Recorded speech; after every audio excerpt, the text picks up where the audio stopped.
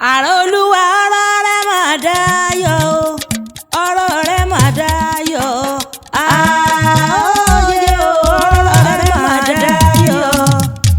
Fadékẹ́mi àrà olúwa ní sọdún lónìí, àṣeṣà mọ́dún ọdún ayọ̀ ló máa ṣe. Àrà olúwa ọlọ́dún ní mọ́dún ẹ̀ bí ọdún bá ti dé. Ayádélú yìí elékùkù ní mọ́tiẹ̀ lárèrè oyin mọ́tiẹ̀ nínú afárá oyin. Béjò láṣẹ mọ́tiẹ̀ nínú àpà. Àrà olúwa mọ́tiẹ̀ láàrin wa. Àrà òkú ọdún. Ọdọọdún ni láṣọ lógúnlógún. Ọdọọdún ni rògbòso lọ́gbọ̀nlọ́gbọ̀n. Ọdọọdún ló máa wà, ọdọọdún ló máa bẹ. Tàìkú tí ṣe baálẹ̀ ọ̀rọ̀. Òní tètè kú mo rọ́jò ọ̀la lójú rẹ̀ ọ̀yà ọ̀tá òní yá kú. Àrà olúwa dákun máa sàmì àṣẹ. Happy birthday to you. Ọ̀ṣọ́dún èyí àjọ péjú ṣe tẹ̀mí ni. Fadékẹ́mi àrà olúwa dá mi lóhùn wọlé mi ń kíkú ọdún.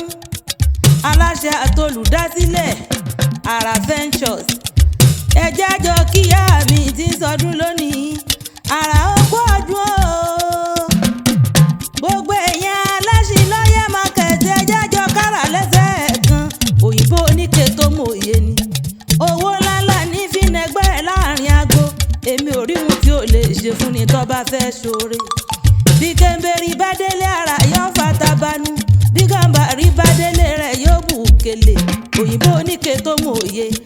Àrà Ventures dá mi lóhùn wọlé mi ń kí fún ọdún. Ìyá dá mi lọ́lá ẹ kú ọdún. Ìyá dá mi fúnre ẹ kú ọdún.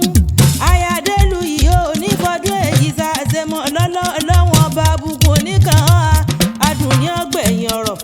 Ọ̀yá jẹ́ wá sáyé rèlú àwọn bàbá rẹ̀ tó bí ọlọ́mọ. Èkìtì nílé gbogbo èèyàn tí ó rè bẹ̀ kọ́ mọ́ ṣàfihàn. Èkìtì ọmọ olókè méjì takọtabo lórí ara wọn. Ẹ̀yin lọmọ olókè mẹ́rìndínlógún. Ẹ̀yin lọmọ àṣàpátá dowó lé àwọn bàbá ẹ̀yin ni. Èmi bẹ́ẹ̀ lé àwọn bàbá rẹ̀. Èkìtì tí ó fẹ́ràn ọkà bí yẹn. Bí yẹn bá ṣe kólòpọ̀ ẹ bá ń fẹ́kìtì kó sì jẹ. Ẹ̀yin lọmọ ọlọ́yẹ̀ mọ́yìn.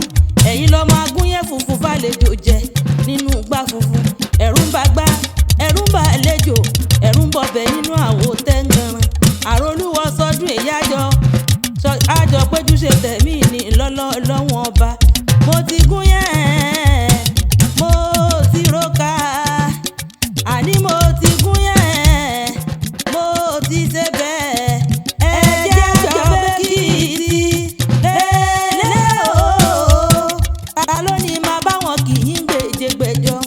Gbogbo àwọn olólùfẹ́ yín wọ́n ní máa bá wọn kì í gbèjègbèjọ. Èmi Àpèkẹ́ajóbàtà gan kì í pẹ̀ ní ríhun gbé sọnù bí ó ṣe bí ọmọ. Happy birthday to you. Àrà Ventures. Aláṣẹ Àrà Ventures. Àṣeṣàmọ́dún ọdún.